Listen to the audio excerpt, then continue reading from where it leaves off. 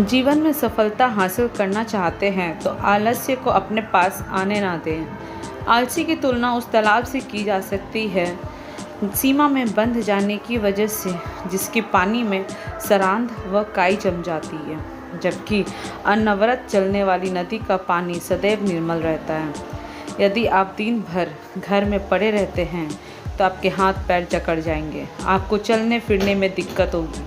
मनुष्य तो खैर मनुष्य ही है। अगर मशीन से यदि काम ना लिया जाए तो उसके कलपुर्जे काम करना बंद कर देते हैं।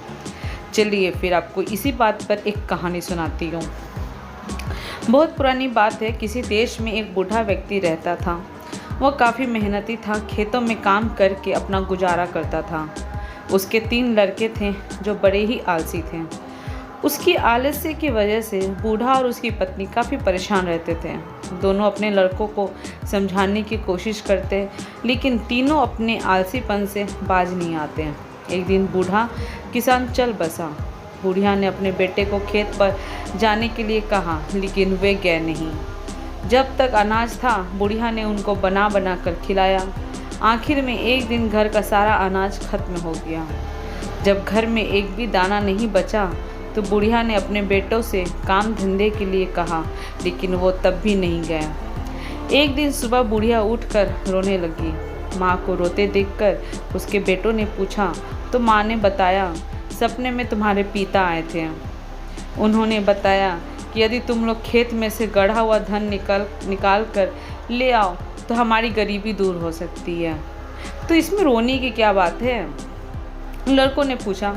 तो बुढ़िया बोली कि मैं तो ये सोच कर रो रही हूँ कि अब खेत खोद कर कौन धन निकाल कर लाएगा।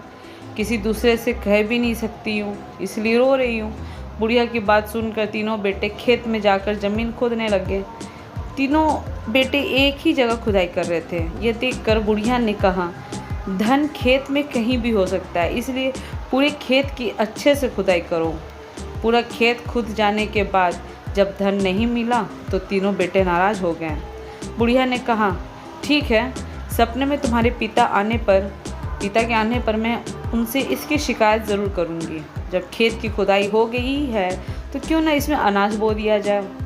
बेटों ने अनाज बो दिया। कुछ ही दिनों में खेत में फसल लहराने लगी। फसल काटने का वक्त आया तो एक दिन बुढ़िया फिर से रोने लगी। बेटों ने पूछा, अब क्या हुआ? तेरे पिता सपने में आए थे, कहने लगे फसल को काट कर बाजार में बेच कर आओ, तब उन्हें धन के बारे में बताएंगे। बेटों ने धन के लालच में फसल काटकर बाजार में बेचने गए।